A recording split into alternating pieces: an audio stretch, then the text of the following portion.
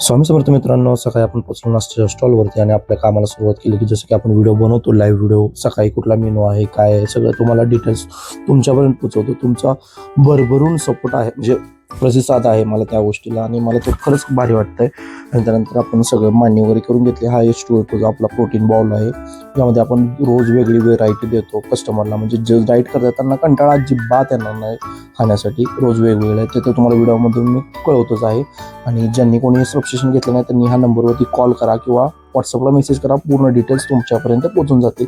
त्यानंतर आपण दुपारी गेलो बाजारामध्ये, बाजार वगैरे करून घेतला. निखिल भाईंकडून सगळं साहित्य घेतलं. त्यानंतर रेस्ट केली दुपारी, परत चहा घेतला.